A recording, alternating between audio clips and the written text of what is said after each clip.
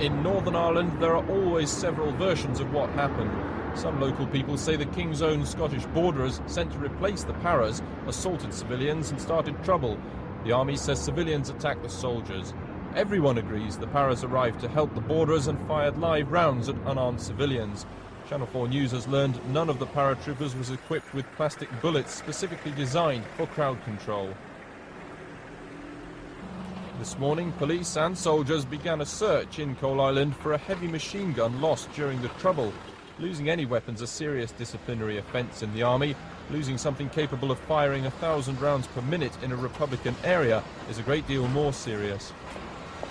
As the RUC, backed by soldiers, searched vehicles around the town, one British minister accused the IRA of exploiting tensions. Everybody is working hard to try and achieve better relationships. But the one thing the IRA does not want is for those relationships to improve. And they will use every occasion they can to try and disrupt them. And that's precisely what they did last night. Mr Mate said the PIRAs had not been withdrawn, though a different regiment was patrolling in town this morning. If the PIRAs have not officially been pulled out of Coalisland, many here say they should be.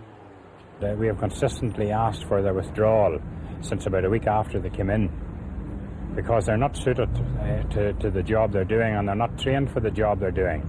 I mean, any army regiment is not capable of doing a policing work, but the PIRAs in particular are too aggressive. The RUC, who are supposed to have primacy in policing and primacy in security matters, have a difficult enough job here, and they find their good work totally undone when a regiment like that comes in and gets the people's back up.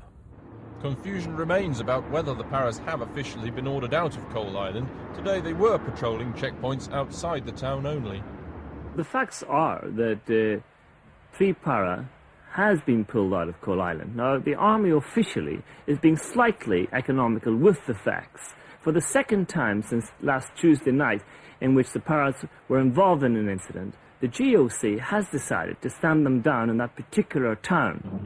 The paratroop regiment is hated in many nationalist areas, and in Coalisland particularly, where the atmosphere has been tense for months.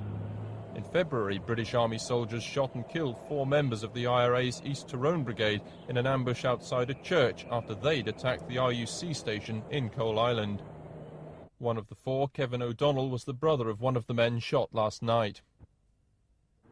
Last week, shortly after one paratrooper had both legs blown off in an IRA bomb, several others allegedly assaulted people in this bar in Coalisland. At least one officer has been suspended pending investigation. Clearly something had to be done. Effectively, they're seen as combat troops. Now, even Ken McGuinness, who understands the nuances of that particular area very well, and he would be very opposed to the IRA, realized that the image of the army was not being enhanced by what was going on there. And as a result of that, I understand that he made representations to have the King's Own borderers put in there. And that's what was happening last night when this incident flared. Though Ken McGuinness believes the PIRAs were restrained. It's very obvious on this occasion, if perhaps not earlier in the week, that they exercised a great restraint insofar as they didn't shoot to kill anyone. They shot to drive the crowd back.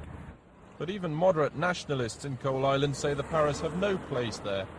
They're not trained for dealing with ordinary, decent people in Northern Ireland, because they have come in here and they see everyone as hostile. And they're treating everyone as hostile.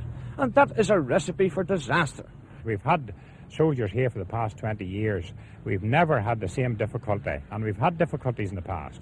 We've never had the same problems with soldiers as we've had with the parachute regiment over this past 6 or 7 weeks. And a former commander of troops in Northern Ireland agrees the PIRAs are a tough, fast response unit.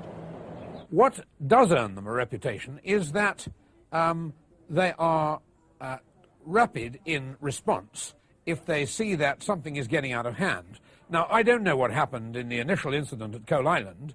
I do know that Coalisland is a very, very unpleasant spot for soldiers to have to work in. It has been for 20 years. Do not fire back for the moment! And it's 20 years since 1972 when paratroopers shot dead 13 unarmed civilians in Londonderry, Bloody Sunday. The reputation among nationalists of the regiment was irretrievably damaged. I'm quite satisfied that what happened on that day was murder carried out by men in uniform. In a quite separate case, currently several paratroopers face criminal charges after 2 young joyriders were shot dead at a roadblock in Belfast. So as the searches continue in Coal Island, the debate about how soldiers should fulfil what's basically a policing role once more dogs a regiment of the British Army.